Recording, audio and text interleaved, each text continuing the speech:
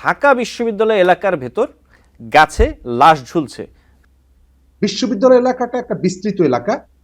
এরকমের ঘটনা আমি জানি এর আগে বহুবার ঘটে। তথ্য সম্প্রচার উপদেষ্টা মোহাম্মদ নাহিদ ইসলাম তিনি বলেছেন যে ব্যাপক গণঅভ্যুত্থানের মধ্য দিয়ে আবির্ভূত তরুণ প্রজন্ম তাদের চিন্তাভাবনা, ধারণা ও কর্মকাণ্ডের মাধ্যমে কমপক্ষে আগামী 2 দশক ধরে রাষ্ট্র, রাজনীতি ও সমাজকে ব্যাপকভাবে প্রভাবিত করবে। কোনো জায়গায় এ টু জেড সবাই অশান্তি তৈরি করে না, বিতর্ক তৈরি করে না। রেসপন্সিবল জায়গায় যারা থাকেন তাদের দায়িত্ব হয় এগুলোকে নিয়ন্ত্রণ করা। ঢাকা বিশ্ববিদ্যালয় এলাকার ভেতর গাছে লাশ ঝুলছে। সবশেষ এমন ঘটনা ঢাকা বিশ্ববিদ্যালয়ের ভেতর যে গাছে লাশ ঝুলছে অথবা কোথাও, আপনি এটি কবে দেখেছিলেন? আন্দোলনের সময় সেটা ভিন্ন কথা, আমি স্বাভাবিক সময়ের কথা বলছি। শরীফুজ্জামান শরীফ। প্রথমত হচ্ছে যে এই যে বিষয়টা, যে কোনো মৃত্যুই দুঃখজনক, তবে বাঙালির মধ্যে একটা প্রবণতা আছে যে কোনো ঘটনা ঘটলেই সেটাকে অনেক সময় সন্দেহ পোষণ করা। ইতিমধ্যেই খবর বেরিয়েছে যে এই ভদ্রলোক মাদকাসক্ত। গত পরশুদিন মায়ের কাছে গিয়েছিলেন এবং তিনি বিভিন্ন সময় বাড়িতে গিয়ে বলতেন যে আমি মাদক ছেড়ে দিব, আমাদেরকে আর্থিক সহায়তা করার জন্য। একটু আগে খবর এসেছে তার ছোট ভাই লাশ আইডেন্টিফাই করেছে, তাকে বাড়িতে নিয়ে যাওয়া হচ্ছে। এটি একটা আত্মহত্যা এবং তিনি এক ধরনের কি বলা যায় হতাশায় ভুগছিলেন এবং আত্মহত্যা করেছেন। আমার ধারণা এটুকু। বিশ্ববিদ্যালয় এলাকাটা একটা বিস্তৃত এলাকা। এরকমের ঘটনা আমি জানি এর আগে বহুবার ঘটে।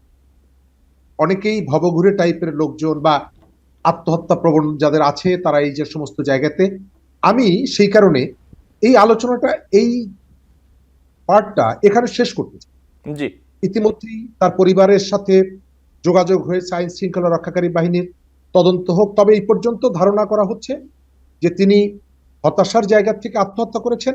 তদন্তে বেরিয়ে আসবে তার আসলে কি হয়েছিল, তবে আমরা ঘটনার তদন্তটা চাই। আমি একটু তুলে ধরি, সেটি হচ্ছে যে বাংলাদেশ সংবাদ সংস্থা বাসসকে একটি বিশেষ সাক্ষাৎকার দিয়েছেন তথ্য সম্প্রচার উপদেষ্টা মোহাম্মদ নাহিদ ইসলাম। তিনি বলেছেন যে ব্যাপক গণঅভ্যুত্থানের মধ্য দিয়ে আবির্ভূত তরুণ প্রজন্ম তাদের চিন্তাভাবনা, ধারণা ও কর্মকাণ্ডের মাধ্যমে কমপক্ষে আগামী 2 দশক ধরে রাষ্ট্র, রাজনীতি ও সমাজকে ব্যাপকভাবে প্রভাবিত করবে।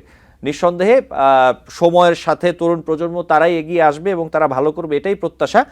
কিন্তু আমি আসলে আপনার কাছে যে প্রশ্নটি রাখতে চাই, এই যে বিভিন্ন রাজনৈতিক অরাজনৈতিক যে সংগঠনগুলো আমরা দেখতে পাচ্ছি, বিশেষ করে 5ই আগস্টের আগে এবং 5ই আগস্টের পরে যে বৈষম্য বিরোধী ছাত্র আন্দোলন থেকে শুরু করে আরও বিভিন্ন সংগঠন আমরা হতে দেখছি, এই তাদের মধ্যে অভ্যন্তরীণ যে ধরনের টানাপোড়েন আমরা দেখতে পাচ্ছি, যে নানা রকমের অভিযোগ, তারপরে মারামারি হচ্ছে, এই যে বিষয়গুলো হচ্ছে, এই তরুণরাই কি আসলে তাহলে বাংলাদেশের ভবিষ্যৎ নেতৃত্ব দেবেন, নাকি কোন তরুণদের কথা আসলে বলছেন, অথবা আপনি প্রত্যাশা করছেন কোন তরুণরা দিবে আসলে নতুন বাংলাদেশের নেতৃত্ব?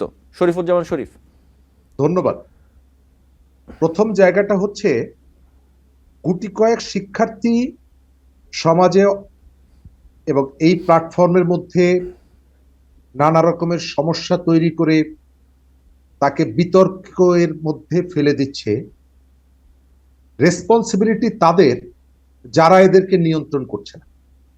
কোনো জায়গায় এ টু জেড সবাই অশান্তি তৈরি করে না, বিতর্ক তৈরি করে না। রেসপন্সিবল জায়গায় যারা থাকেন তাদের দায়িত্ব হয় এগুলোকে নিয়ন্ত্রণ করা। একটা জায়গায় সবাই মারামারিতে অংশগ্রহণ করে না, 2-4 জন দুষ্টু লোক থাকে, খারাপ লোক থাকে, তারা সমাজে যখন অস্থিরতা তৈরি করে তখন তাদেরকে ধরতে হয়। এটি হচ্ছে নিয়ম। সুতরাং আপনি যদি মনে করেন যে আমরা 15,000 লোক আছি, আমরা 15,000 তো আসলে মারামারিতে জড়াইনি, সুতরাং এই কাজটি ন্যায়, এই কাজটি যৌক্তিক। এক।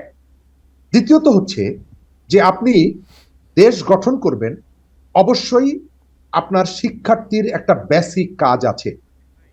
সেই বেসিক কাজটা হচ্ছে আপনার পড়াশোনা করা। আপনি স্বৈরাচারের পতন ঘটানোর পর যেমনি ভাবে আপনি পড়েন, টেবিলে ফেরত যান কি না যান সেটি আপনার ব্যাপার, কিন্তু সচিবালয়ের 14 তলায় উঠে যখন 200-250 শিক্ষার্থী ইন্টারমিডিয়েট পরীক্ষাটা বাতিল করিয়ে নিতে সক্ষম হয়, নিশ্চয়ই তার সমালোচনাটা হবে এবং আপনি যদি মনে করেন যে এটি রাষ্ট্র গঠনের একটা কাজ, আপনি খুব ভুল পথে আছেন। ঠিক আছে, জি জি এটি রাষ্ট্র গঠনের কাজ, রাষ্ট্র সংস্কারের কাজ, এই ধারণা যদি আপনার মধ্যে থাকে, আপনি খুব ভুল পথে আছেন। জি শরীফুজ্জামান শরীফ। তরুণরা যে নেতৃত্ব দেবে, সারা পৃথিবীতে আসলে তরুণরাই নেতৃত্ব। আমরাও এখানে চাই তরুণরা নেতৃত্ব দিক, তবে সেই তরুণকে অবশ্যই যেমনি ভাবে সমাজের বাস্তব জায়গাগুলোকে অনুধাবন করতে হবে, নিজেকে গড়েও তুলতে হবে। আমাদের এখানে সেই তারুণ্য আমাদের দরকার, যে তারুণ্য যুগের চাহিদা চ্যালেঞ্জ মোকাবেলা করে জাতিকে এগিয়ে দিতে পারে। আমাদের সেই যে সম্ভাবনাগুলো যখন তৈরি হয়, তখন কোনো না কোনো ভাবে চোরাবালিতে আমরা আটকে যাই, ষড়যন্ত্রে আটকে যাই, অথবা এই তারুণ্যকে নানা অ্যাঙ্গেল থেকে তার কতগুলো পলিটিক্যাল ডাইভারশন তৈরি করে তাদেরকে শরীফুজ্জামান বিপথে নিয়ে যাওয়া হয়। আমি এখানেও সেই প্রবণতাটা দেখতে পাচ্ছি।